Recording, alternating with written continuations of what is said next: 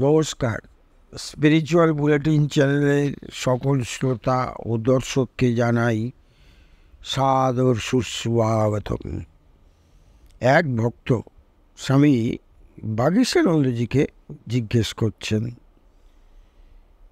এসছেন স্বামী বাগীশানন্দজির কাছে। এক ভক্ত সাংসারিক নানা সমস্যায় পড়ে খুব বিপন্ন।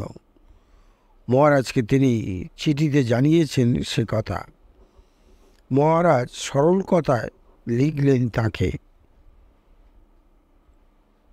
My opinion is that the more you think about this, the more your peace of mind will be disturbed. It affects your spiritual and secular life.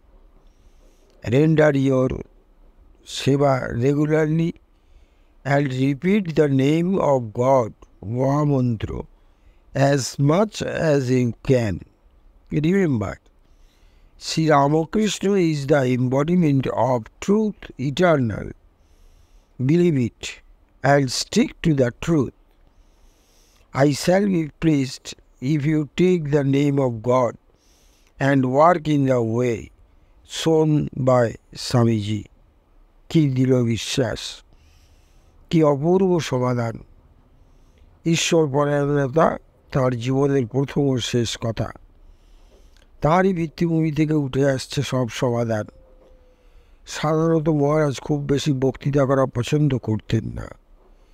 কাশীপুরে একবার যুব সম্মেলনে হঠাৎই বক্তৃতা দিলেন। সেদিন যেন কোন এক ঐশী শক্তির আবির্ভাব হয়েছিল।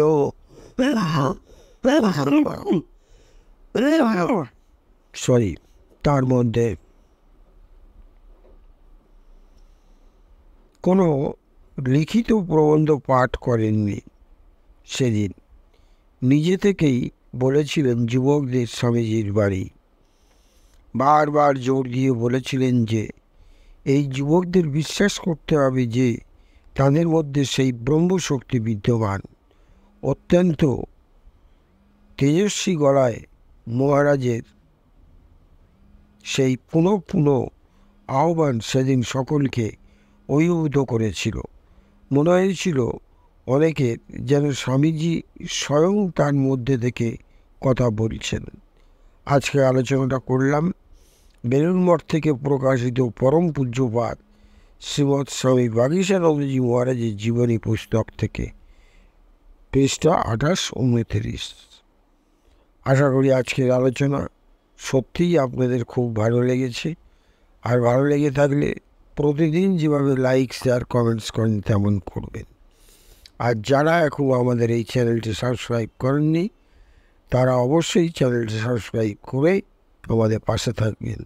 সকলে খুব ভালো থাকুন, আনন্দে থাকুন। নমস্কার, ধন্যবাদ।